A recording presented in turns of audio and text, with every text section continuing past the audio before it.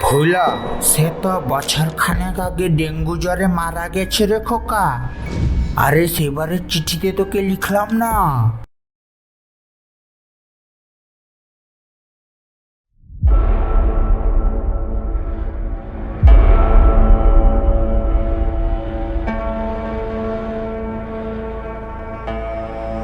সেদিন ট্রেনটা বেশ লেট ছিল। স্টেশনে নামতে নামতেই রাত প্রায় 11:30।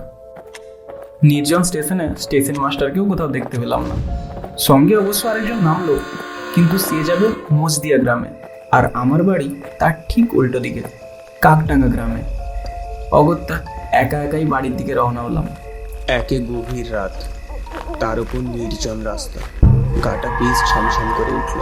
এই রাস্তায় যে রাতে কখনো যায়নি তা নয়, তবে কলকাতায় চাকরিটা পাওয়ার পর আজ পুরো 2 বছর পর বাড়ি ফিরছি। কি যে ভালো লাগছে মনটা। প্রায় 1.5 মাইল হাঁটার পর পৌঁছলাম রক্ষাকালী তলায়।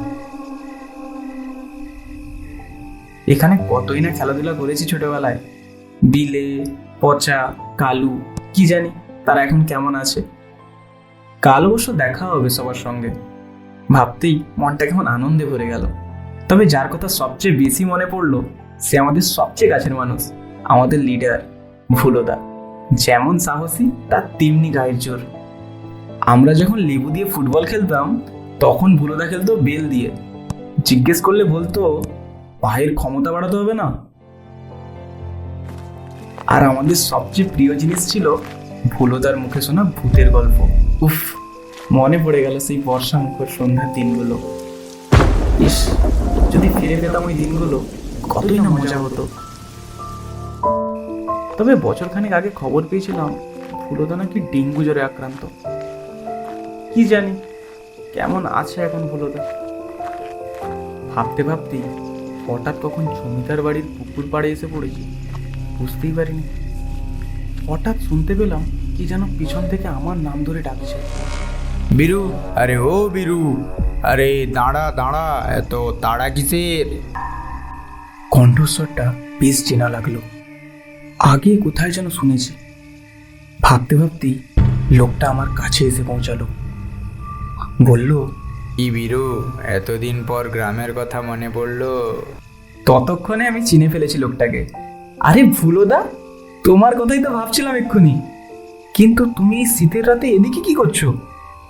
আরে আর বলিস না, জমিদার বাড়ির পুকুরে আজ বেশ কিছুদিন ধরে মাছ চুরি যাচ্ছে, তাই আমি একটু পাহারা দিচ্ছিলাম আর কি। সত্যি ভুলোদা, তুমিই পারো। তোমার মতো সাহসী আমি এ তলাটে দুটো দেখিনি। বাস বাস, হয়েছে। একটা সিগারেট আছে তো দিয়ে দেখি। তক্ষুনি পকেট থেকে একটা সিগারেট বের করে দিলাম ভুলোদাকে। ভুলোদা সিগারেটটা ধরিয়ে এক টান মেরে বলল, আহ, শহরের সিগারেটের যে এত স্বাদ, আগে জানতাম না তো।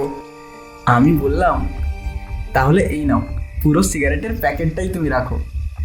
ভুলোদা একটু হেসে সিগারেটের প্যাকেটটা তার পকেটে গুঁজল আর বলল, তারপর অত দিন দেখা হয়নি তোর সঙ্গে, শহরে গিয়ে তো একেবারে আমাদের ভুলেই গেছিস। আরে না না, সুযোগই পাইনি। 1 বছরের ট্রেনিং, তারপর 1 বছরের অফিসে চাকরি, কিভাবে যে 2 বছর চলে গেল বুঝতেই পারলাম না।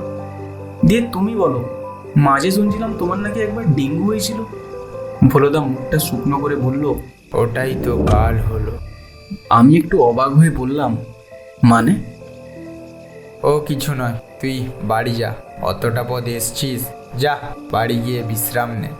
সত্যি বলতে কি, আমি একটু ক্লান্তি বোধ করছিলাম, তাই বেশি কথা না বাড়িয়ে ভুলতার দিকে তাকিয়ে বললাম, আজ যাচ্ছি, তবে কাল রক্ষাকালী তলায় বসে তোমার মুখে ভূতের গল্প শুনবো কিন্তু।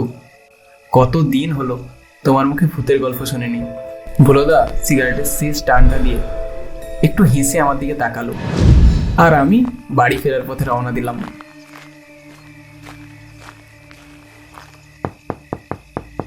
বাড়ি ফিরতে ফিরতে সেদিন রাত প্রায় 12:30 বাজলো।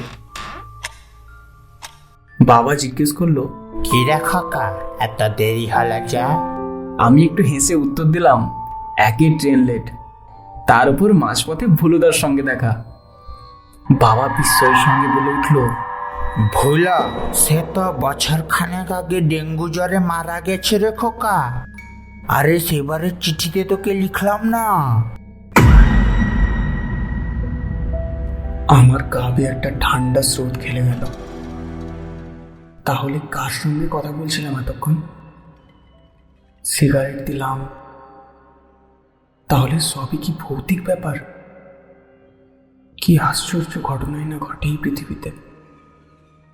যে আমাদের ভূতের গল্প শোনাতো, শেষে সেই কিনা ভূত হয়ে দেখা দিল।